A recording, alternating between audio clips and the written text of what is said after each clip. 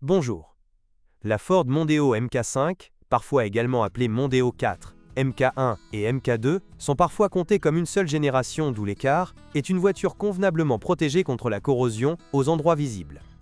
L'exception ici concerne les jantes en alliage léger, qui dans certains cas ne sont plus très belles après de nombreuses années. Découvrez les lieux invisibles dans la section suivante. Côté électrique, lorsqu'il s'agit de panne, les sources mentionnent généralement des phares à LED qui ne sont pas très durables, mais je dois admettre que je n'en ai jamais vu défectueux, et ces voitures sont nombreuses sur la route. De plus, selon les utilisateurs, les lampes halogènes standards ont une efficacité si médiocre que si quelqu'un ne conduit pas uniquement pendant la journée, il vaut la peine d'envisager les LED.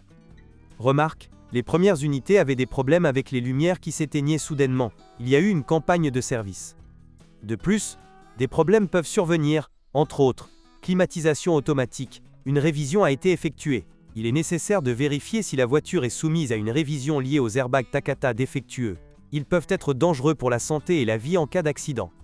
Il y a des problèmes avec le système sans clé, mais l'inconvénient le plus courant est probablement la peinture qui se détache du volant. C'est typique des Ford de ces années-là.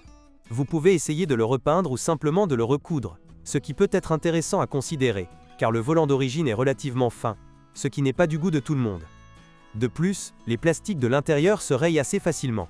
Ceux qui souhaitent une meilleure finition peuvent opter pour la variante supérieure Vignale, qui avait, entre autres, tableau de bord garni de cuir. Généralement pour cette marque, les raccords à vis sont généralement bien pires en termes de corrosion, par exemple sur les éléments de suspension, mais ce n'est généralement pas un gros problème, même s'il ne peut pas être exclu que dans des cas extrêmes, des vis grippées doivent être coupées. La suspension est relativement durable, mais certains utilisateurs sont modérément positifs quant à la durée de vie des freins et des pneus, ce qui n'est pas surprenant, étant donné que la Mondeo MK5 a pris du poids par rapport à la MK4. Les moteurs essence suivants étaient proposés dans cette génération de Mondeo. 1.0 EcoBoost, 125 chevaux, norme d'émission d'échappement, Euro 6. 1.5 EcoBoost, jusqu'en 5 2018e 160 chevaux, et norme d'émission Euro 6, puis 165 chevaux et Euro 6 d'étampe. 2.0 EcoBoost, 203 ou 240 chevaux, les deux versions Euro 6. 2.0 hybride, puissance du système 187 chevaux, initialement Euro 6, à partir de 2 2019e Euro 6 d'étang, à partir de 9 2020e Euro 6D. Le plus petit moteur est le Corbeau blanc. Il a été proposé pendant 3 ans, 2015 à 2018, mais pas sur tous les marchés, et même là où il était proposé, sa popularité était très faible. Ceci est parfaitement illustré par le nombre de ces voitures sur Automoto. Au moment d'écrire ces mots, il n'y en avait qu'un seul exemplaire. À titre de comparaison, il y avait plus de 170 voitures essence 1.5. Sur mobile.de, la situation n'est guère meilleure. Le groupe 1.0 était représenté par 5 voitures, dont 3 breaks, sur 366 voitures 1.5. En général, tous les EcoBoost semblent meilleurs que les critiques les concernant, ce qui ne veut pas dire qu'ils ne présentent pas de défauts typiques. Eh bien, ils en ont aussi des assez sérieux. Le 1.0 EcoBoost a une courroie de distribution fonctionnant dans l'huile. Cette solution pose des problèmes, bien que pas aussi graves que dans le 1.2 PureTech de Stellantis. Cependant, la courroie doit être remplacée au moins tous les 120 000 km. Le constructeur préconisait initialement 240 000 km, et vérifier la propreté de la crépine du filtre à huile. De plus, il faut prendre en compte les dépôts de calamine qui s'accumulent sur les soupapes, pouvant entraîner une baisse de puissance et des dommages aux soupapes et à leur siège, ainsi qu'une baisse de pression du carburant, défaut de pompe, et une usure de la soupape. Lunettes. Il ne faut pas oublier que les moteurs 1.0 EcoBoost ont posé le plus de problèmes jusqu'en 2014 et alors ils n'étaient pas encore dans la gamme Mondeo. Les dommages aux joints de culasse, à la culasse elle-même ou les problèmes avec le système de refroidissement se produisent beaucoup moins fréquemment, bien qu'il soit bon de vérifier le niveau du liquide de refroidissement. L'unité 1.5 EcoBoost est en pratique une version modernisée et légèrement réduite de l'ancien moteur 1.6 EcoBoost, utilisé, par exemple, dans la Mondeo MK4. La réduction de capacité a été obtenue en raccourcissant la course du piston. Le diamètre du cylindre est le même. L'information importante est que, contrairement à ce que disent certaines sources, dans ce moteur la courroie de distribution ne fonctionne pas dans un bain d'huile. Il s'agit d'une courroie ordinaire et sèche, exactement la même que celle du 1,6 exabyte. Le 1,5 exabyte est considéré comme un meilleur moteur que l'ancien 1.6, avec un accent particulier sur l'amélioration de la qualité du système de refroidissement.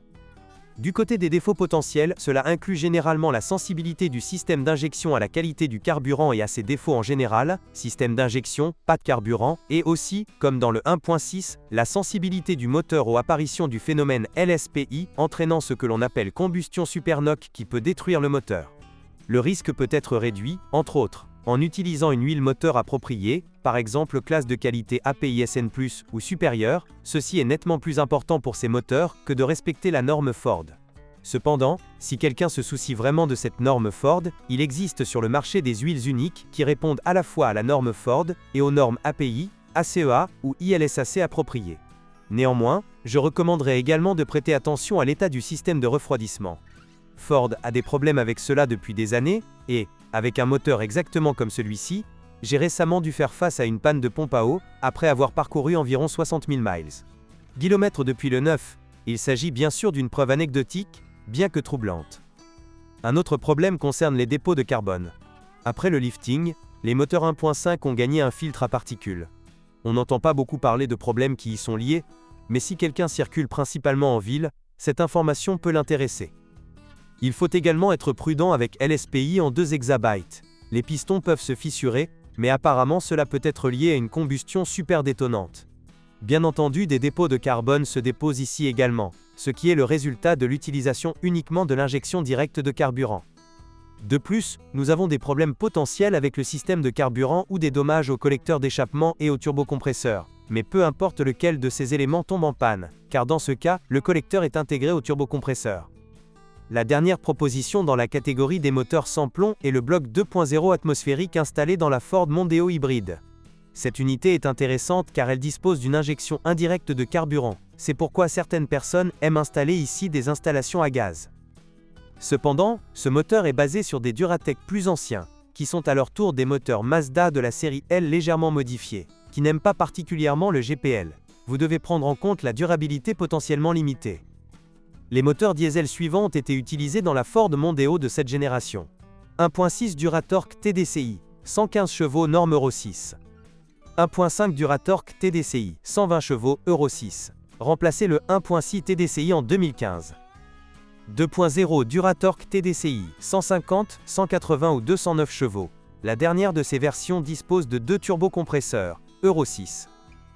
2.0 EcoBlue, 120, 150 ou 190 CH, norme Euro 6 d'étampes. En 2019, il a remplacé les 1.5 et 2.0 TDCi. Les unités 1.6 et 2.0 TDCi sont des moteurs bien connus conçus en collaboration avec PSA. Tous les mécaniciens les connaissent et ils ne se démarquent pas en termes de durabilité par rapport à la concurrence. Les défauts ne dépassent pas le standard turbo-diesel.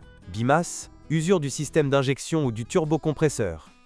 Le 1.5 TDCi est une version légèrement réduite et modernisée du 1.6. Vous n'avez pas à vous en soucier car cela ne pose aucun problème supplémentaire par rapport à l'ancien moteur. Il convient cependant de rappeler que si les moteurs 1.6 TDCi étaient structurellement identiques aux 1.6 HDI utilisés chez Peugeot et Citroën, dans le cas des moteurs 1.5, la situation est complètement différente. Le TDCi n'a fondamentalement aucune pièce commune avec le HDI, y compris l'entraînement de distribution. Chez Ford, le calage est à 8 soupapes, et en français à 16 soupapes, car le problème de la réduction de la cylindrée a été résolu d'une manière différente. Le diamètre du cylindre a été réduit, tandis que Peugeot et Citroën ont réduit le course du piston. La dernière option concerne les unités 2.0 EcoBlue. Il faut être prudent avec la courroie de distribution travaillant en bain d'huile, et ne surtout pas écouter le constructeur qui veut remplacer la courroie tous les 240 000. Raccourcir l'intervalle de moitié est le minimum. Certains concessionnaires recommandent de remplacer la courroie tous les 90 000 km. Les transmissions suivantes ont été utilisées dans la Mondeo MK5. Manuel à 6 vitesses, de série en 1.0 et 1.5 EcoBoost, 1.5, 1.6 et 2.0 TDCi, ainsi qu'en 2.0 EcoBlue 120 et 150 chevaux. Automatique à 6 vitesses, hydrocinétique, de série sur 2.0 EcoBoost, en option sur 1.5 EcoBoost. Transmission automatique à 8 rapports, hydrocinétique, de série en 2.0 EcoBlue 190 chevaux, en option en 2.0 EcoBlue 150 chevaux. Boîte de vitesse à double embrayage à 6 rapports, de série sur les 2.0 TDCi biturbo, 209 chevaux, en option sur les autres 2.0 TDCi. ECVT planétaire, dans la Mondeo hybride. La transmission manuelle MMT6 n'est pas considérée comme aussi performante que les transmissions à 5 vitesses, MTX75 des anciennes Ford, mais dans la plupart des cas, lorsque des problèmes surviennent, cela est dû à l'usure ou à une mauvaise sélection d'huile.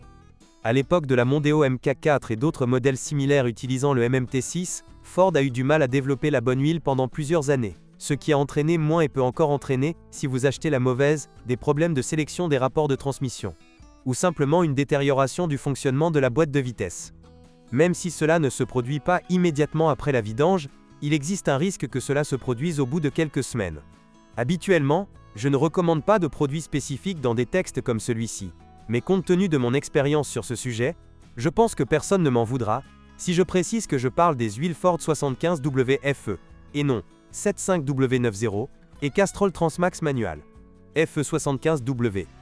De plus, sur les voitures équipées de moteurs 1.0 et 1,5 exabyte de 2016 à 2018, il est nécessaire de vérifier si elles ne font pas l'objet d'un rappel de service en raison de plateaux de pression d'embrayage défectueux. Les machines automatiques à 6 vitesses ne posent pas de problème majeur, mais on ne peut pas en dire autant des boîtes de vitesse plus récentes à 8 vitesses. Il arrive que même les voitures à faible kilométrage soient entretenues en raison d'une panne de ces boîtes de vitesse. Et ce qui est pire, pas toujours, ou peut-être, pas tout le monde, parvient à les réparer. Les boîtes de vitesse à 6 vitesses, cependant, ont des opinions bien pires en termes de fonctionnement. Elles sont considérées comme lentes et enlèvent le plaisir de conduire. Mais ce type le fait. Les boîtes de vitesse à double embrayage n'étaient utilisées que dans les turbodiesels, ce qui n'est pas une très bonne nouvelle, car les PowerShift des autres modèles Ford fonctionnent bien mieux en combinaison avec des moteurs à essence. Les pannes sont alors beaucoup plus rares. Leur durée de vie est la plus courte en conduite dynamique ou dans des conditions difficiles, par exemple lors du remorquage de remorques lourdes, etc. Une caractéristique intéressante des boîtes de vitesse PowerShift en combinaison avec les moteurs 2.0 TDCi est leur caractère plutôt paresseux pour ce type de transmission. J'ai eu l'occasion de conduire une Mondeo 2.0 TDCi biturbo avec PowerShift et avec son comportement, je n'aurais pas deviné qu'il ne s'agissait pas d'une hydrokinétique et qu'elle était axée sur le confort de conduite. La dernière option est la boîte de vitesse planétaire EasyVT, utilisée dans les hybrides Mondeo. Étonnamment et malheureusement, ce n'est pas le point le plus fort du système d'entraînement Ford. Il n'est pas aussi durable que la solution Toyota, même si l'idée est la même. Il faut absolument penser à changer l'huile régulièrement, comme dans les autres boîtes de vitesse, moins sans cela, le risque de panne augmentera. Il existe également des opinions répétées sur le fonctionnement lent de l'ECVT et l'impression de perte de puissance. Mais dans le cas des transmissions à variation continue, il est difficile d'éviter une telle impression si la voiture a moins de 250 ou 300 chevaux, et la Mondeo hybride en compte 187. Il faut également ajouter que pour la première fois depuis la Mondeo MK1, ce modèle Ford pouvait être commandé avec une transmission intégrale, avec l'arrière attaché. La transmission intégrale n'était disponible que dans les moteurs diesel 2.0 TDCi, 150 et 180 chevaux, et 2.0 EcoBlue, 190 chevaux, mais attention, dans le TDCi de 150 chevaux, la transmission intégrale était combinée uniquement avec une boîte manuelle à 6 vitesses. Dans le 180 chevaux, uniquement avec PowerShift et en EcoBlue, uniquement avec une boîte automatique à 8 vitesses. Comme vous pouvez facilement le deviner, l'option potentiellement la moins risquée est le 2.0 TDCi, 150 chevaux. La transmission intégrale de la Mondeo n'est peut-être pas un modèle pour les autres en termes de fonctionnement, mais elle ne pose généralement aucun problème. Je suis tombé sur une déclaration de l'un des principaux préparateurs Ford en Pologne, et pas seulement, qui qualifiait les cas de panne de la transmission intégrale de marginaux. Cependant, il existe un certain risque de panne, et cela résulte le plus souvent d'un manque d'huile dans l'essieu arrière, ou de dommages après le remorquage de la Mondeo MK5 sur ce qu'on appelle papillon. L'essieu avant est relevé, les roues arrière tournent. Les symptômes sont généralement tels qu'en tournant, la voiture donne l'impression que le différentiel arrière est fermé. Grincement, cliquetis, saut de roue. Haldex ne peut pas être démonté ici, mais il peut être remplacé. Ou le pont entier peut être remplacé peut-être par un pont de Kuga. Vous pouvez effectuer vous-même des diagnostics de base, pour vérifier si c'est réellement la transmission intégrale qui est à l'origine des problèmes. Vous pouvez débrancher la fiche du Haldex. La voiture affichera alors des erreurs de panne ou de surchauffe du système d'entraînement, mais si elle commence à bien rouler avec uniquement les roues avant motrices, c'est le signe que vous devez réparer le système d'entraînement. Si je devais indiquer ce qu'il faut éviter, ce seraient principalement les voitures négligées. Il s'agit peut-être d'une voiture populaire mais aussi moderne, ce qui peut augmenter les coûts de réparation, ainsi que les voitures équipées de transmission à double embrayage et à 8 vitesses. Transmission automatique. Le reste des problèmes potentiels ne se distingue pas des autres voitures de ce segment, à condition que l'utilisateur prenne soin de la voiture dans une mesure élémentaire. Je suggère également d'être prudent lorsque vous regardez des voitures dans lesquelles le niveau de liquide de refroidissement est inférieur au maximum, même si, dans 2 concessionnaires Ford différents, lors du changement du liquide de refroidissement, je n'ai fait remplir le liquide de refroidissement qu'au niveau minimum, donc un tel liquide de refroidissement. Le niveau peut être dû ou non à des défauts. Cela mérite d'être rappelé, et si vous connaissez des défauts courants, vos commentaires seraient appréciés. Bonjour les amis. Vous cherchez une voiture d'occasion? Vous devez prêter attention au site web carm.pro. Carm.pro est grand catalogue de voitures, moteurs, boîtes de vitesse. Et le meilleur, c'est que vous pouvez trouver des informations sur les pannes de n'importe quelle pièce. Complètement gratuit. Allez sur le site web carm.pro et découvrez tous les éventuels points faibles des voitures d'occasion.